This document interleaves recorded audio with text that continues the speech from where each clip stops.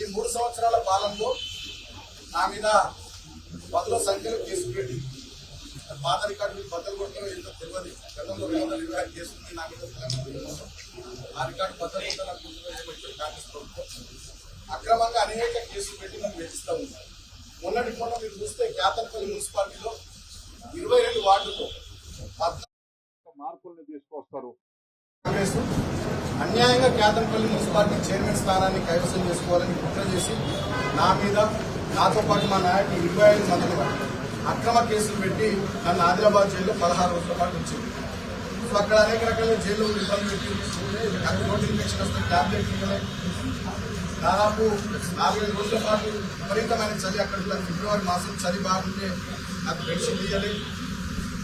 అనేక రకాలుగా నాకు రెస్ట్రిక్షన్స్ లో ఉంచుతూ వేధించి అయినా వాళ్ళ కడుపు మంట ముఖ్యమంత్రి రేవంత్ రెడ్డిని, మంత్రి విజయ్కి, కాంగ్రెస్ ప్రభుత్వ పెద్దల కడుపు మంట చల్లారన్నట్టుంది.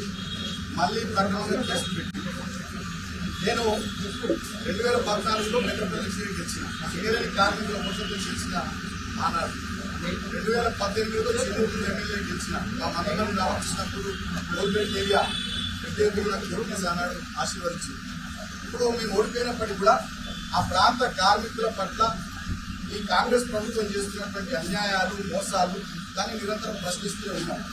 మేము ప్రశ్నిస్తే కూడా, మాట్లాడితే కూడా తట్టుకోలేకుండా ప్రభుత్వ పెద్దలు సంయమనం, సహనం లేకుండా వ్యవహారం చేస్తూ ఉన్నారు. అక్రమంగా కేసులు పెట్టి వేధిస్తూ ఉన్నారు. ఇవాళ నన్ను జైలుకు మరొకసారి పంపించాలనే ఆలోచన ముఖ్యమంత్రి రేవంత్ రెడ్డి, మంత్రి వివేక్ కాంగ్రెస్ ప్రభుత్వం పెద్దలు చేసి ఇవాళ జైలుకు పంపిస్తూ ఉన్నారు. నన్ను అరెస్ట్ చేసి అక్రమంగా కేసులు పెట్టారు.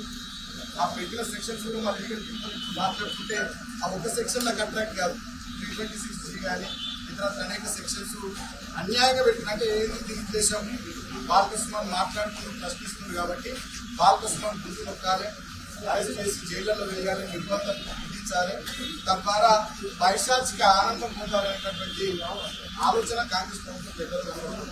నన్ను అరెస్ట్ చేసుకుని జైలు పంపించడం వీటి మీద పెట్టే శ్రద్ధ నేను ప్రభుత్వ పెద్దలు అడుగుతా ఉన్నా. మీరేం మాటించారు? మొన్న సింగరేణిలో కార్మికులకు వారసత్వ ఉద్యోగాలు ఇస్తున్నాము. మేము గతంలో కేసీఆర్ గారు 19 ఉద్యోగాలు ఇచ్చారు.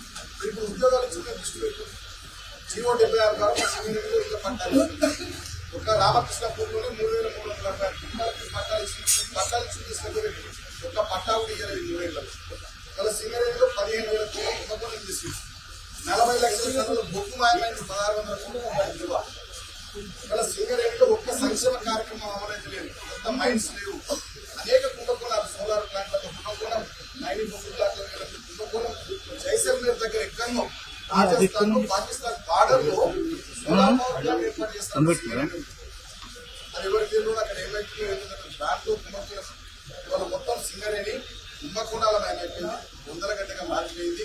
9 జిల్లాల్లో విస్తరించినటువంటి సింగరేణి 12 నుండి 14 అసెంబ్లీ నియోజకవర్గాల పరిధిలో విస్తరించినటువంటి సింగరేణిలో మా కార్మికులు కానీ, వాళ్ళ కుటుంబాలు కానీ, రిటైర్డ్ కార్మికులు కానీ, కార్మికులు కానీ ఆందోళనతో బాధతో ఉన్నారు. ఆ ప్రాంత ప్రతినిధిగా ఆ ప్రజల తరఫున, ఆ కార్మికుల తరఫున మేము మాట్లాడుతున్నాం. మేము మాట్లాడితేనే భరించలేనటువంటి కాంగ్రెస్ ప్రభుత్వం పెద్దలు ప్రజాపాలన పేరిట ఎమర్జెన్సీ నాటి పోస్టులు కల్పిస్తూ ఉంటారు. మమ్మల్ని భయపెట్టడం, ప్రశ్నించడం, భయప్రాంతం చేయడం, ఈ రకమైనటువంటి చర్యల ద్వారా పైశాచిక ఆనందం ఉంటాం. మొన్న రాష్ట్రమంతా చూస్తుంది. అశోక్ అనే ఒక ఆర్టీసీ డ్రైవర్, ఆయన జగిత్యాలలో మీరు వడ్లుగొండూరి పక్కగొండూరు అంటే ఆయన వేధించారు. చాలా మందిని వేధిస్తూ ఉన్నారు, ఇబ్బందులు పెడతా ఉన్నారు.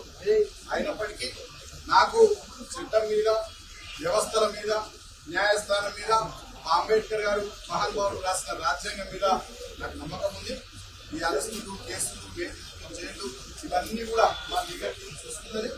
సో చట్టాన్ని గౌరవించే వ్యక్తిగా, రాజ్యాంగం పట్ల అనుభవం, దాన్ని అనుసరించేటటువంటి వ్యక్తిగా, గతంలో ఎంపీగా, ఎమ్మెల్యేగా పనిచేసే అనుభవం ఉన్నటువంటి వ్యక్తిగా, లా అబైడింగ్ సిటిజన్ గా నేను అన్ని వ్యవస్థలకు కోఆపరేట్ చేస్తానని చెప్పి తెలియజేస్తూ, కొన్ని ఛానల్ సుమారు పార్క్ నేను ఎక్కువపోతే తెలంగాణ భవన్లో మా పార్టీ యాక్టివిటీ విద్యార్థి పార్టీ సంబంధించినటువంటి మెంబర్షిప్ యాప్ తయారు చేసేటువంటి ఆ పద్ధతిలో ఇబ్బంది మేడం పోతే చట్టాన్ని గౌరవించే వ్యక్తిగా పూర్తి స్థాయిలో సహకరిస్తా. నిజంగా నేను ఒకటే కోరుతా ఉన్న కాంగ్రెస్ ప్రభుత్వం సరే ఇవాళ మరి ఇప్పటికీ జైలు పంపిస్తున్న రేవంత్ రెడ్డి